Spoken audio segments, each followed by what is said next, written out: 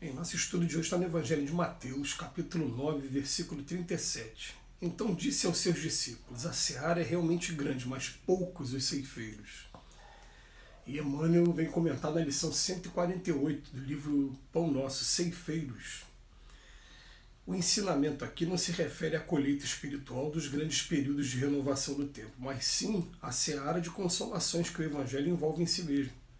Naquela hora permanecia em torno do Mestre a turba de corações desalentados e errantes que, segundo a narrativa de Mateus, se assemelhava a rebanho sem pastor.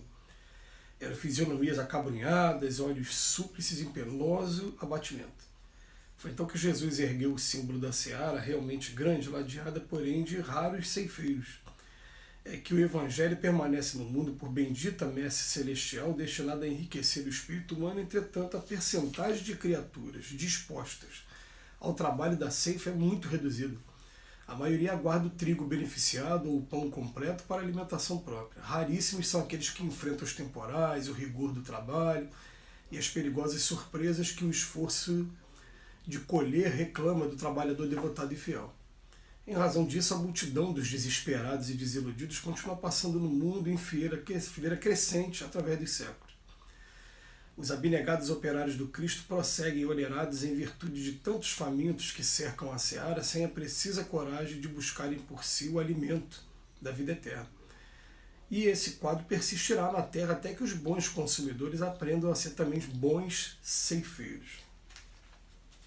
Bom, vamos fazer uma análise assim, né, do que a terra representa. A gente vai ver vários espíritos dizerem para a gente que a terra representa uma grande escola.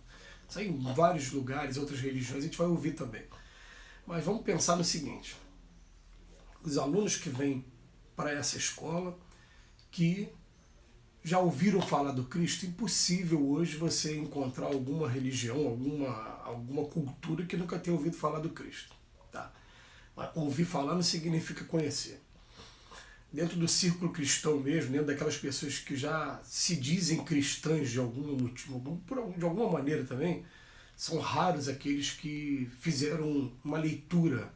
Eu pergunto assim, engraçado, né? Eu vou perguntar nos círculos religiosos quem já pelo menos leu os evangelhos de Mateus, Marcos, Lucas e João.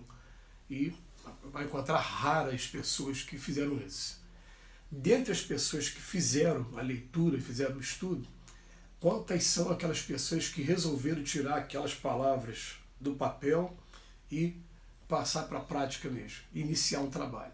Porque depois que você começa um trabalho, você vai ver, olha, é difícil, é um trabalho que tem que ser feito com resignação, com determinação, aprendendo a se perdoar, porque vai ter muitas vezes que você vai ver ali, né, um determinado...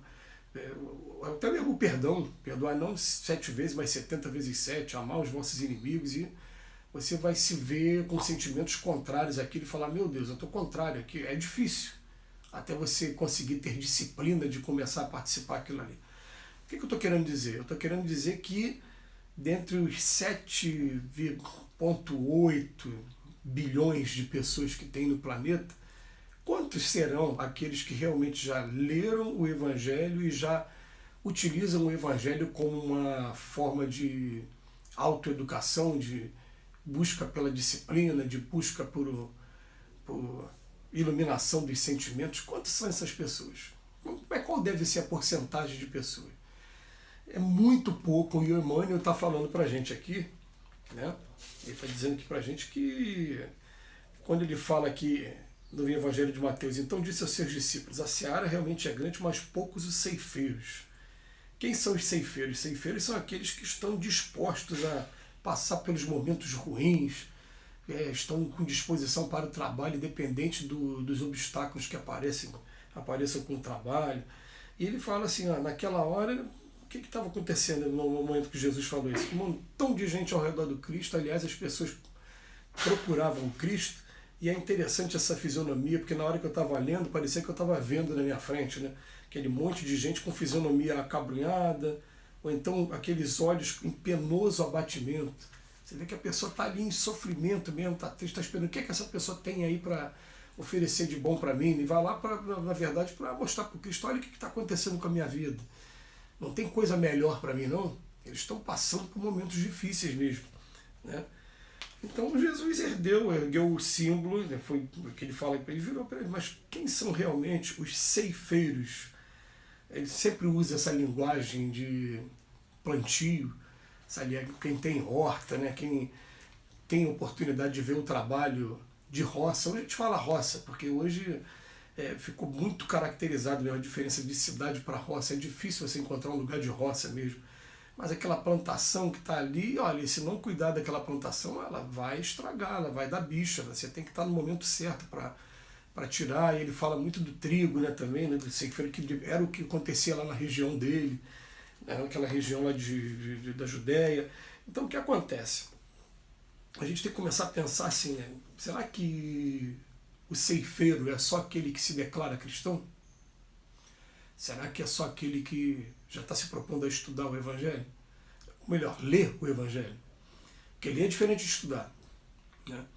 Uma vez os espíritos falaram para mim o seguinte, falaram assim, quando você for ler qualquer coisa da doutrina espírita, leia como se você tivesse a obrigação depois de fazer uma exposição oral. Eu falei, poxa, é diferente, porque agora, ao invés de passar os olhos muito rapidamente sobre o texto, eu vou começar a buscar o que é que tem por trás da palavra e buscar até intuição, né? Mas isso está ajudando muito no lado intelectual. Só vai ajudar no lado moral quando eu tirar daqui do lado intelectual e passar para minhas atitudes, passar para o meu sentimento. E é isso que ele vem convidando a gente a ser ceifeiro, porque esse mundo ele vai estar cheio de pessoas realmente vivendo problemas mil e que vão estar com a ingratidão, vão estar desconfiados, porque é o próprio Cristo que fala mesmo, e essa frase é de todos os tempos, haverá falsos cristos e falsos profetas. Então a gente aqui não tem a menor intenção de se declarar qualquer coisa parecida com isso, a gente se declara só meros estudiosos aqui da doutrina, pelo menos estudar a gente está estudando, né, o Evangelho e procurando a sua prática, mas ainda se penalizando muito ainda com os momentos em que a gente não consegue praticar ainda o que a gente está estudando e procurando sentir a causa e efeito, pelo menos já está num caminho bom, né? Eu conversando com um amigo, e eu gosto muito de conversar com ele por conta disso, né? Poxa, eu fico me penalizando por isso, Ele falou, que bom que você está se penalizando. Antes, um pouquinho antes, você fazia sem menor arrependimento, você fazia mesmo naturalmente. Agora você já está com a voz da consciência, buscando entender e compreender que aquilo é errado e buscando novos comportamentos a partir disso. Então é muito bom essa fase que a gente está vivendo. E daí vai, a gente começa a ser ceifeiro, primeiro de nós mesmos, e depois a gente começa a ser ceifeiro com relação ao trabalho, que é um trabalho de divulgação, né, principalmente. A gente divulga muito com exemplos, eu sei disso, mas as pessoas precisam, principalmente nesse momento de consolo também, e até aquele mais ateu, mais declarado aí, que seja, né, pessoa que tem um momento que é a perda de um ente querido, uma pessoa que ama, e aquela pessoa que estava demonstrando o tempo todo ser muito forte, vai ter a sua fragilidade, e é o momento que a gente chega e fala, vem cá, e aí? Será que termina mesmo? Será que morreu, acabou? E depois, será que se morreu, acabou, né? Olha o exemplo que essa pessoa tem de superação, de vitória. Será que a gente está tendo vitória na nossa? Será que se a gente morrer hoje, a gente está caminhando bem ou a gente está ainda deixando muitos débitos aí ainda para poder absolver aí com o tempo? E fica essa reflexão para todo mundo, mas a verdade é que quando a gente se propõe a ser um ceifeiro, igual ele vem falando aqui, mesmo que ainda não seja aquele, ou melhor, que seja aquele muito aprendiz ainda, as portas começam a abrir para a gente e os testes vão começar a vir. Porque parece que nesse mundo tudo que você faz que é para o bem, parece que vem remar contra você, porque a maioria acaba sendo do mal, acaba sendo ainda pessoas que não estão preocupadas ainda com os conceitos evangélicos, estão preocupados com a ideia de vingança. Você vê que a mídia divulga isso o tempo todo. E os filmes que chamam mais atenção são os filmes que têm violência, são os filmes que têm pornografia, são os filmes que têm traição. É isso que acontece aqui no mundo, é isso que apraz, é isso que mais chama a atenção da grande maioria. Quando você resolve fazer uma coisa diferente, parece que vai tudo no primeiro momento conspirar para que você desista. Se você tiver um pouquinho de persistência, um pouquinho de disciplina, a coisa vai mudando aos poucos, não é que os testes vão deixar de acontecer, porque nesse mundo vai sempre acontecer, mas pelo menos vai começar a mostrar qual é a qualidade de ceifeiro que você pretende para você mesmo. Que Jesus nos abençoe hoje e sempre.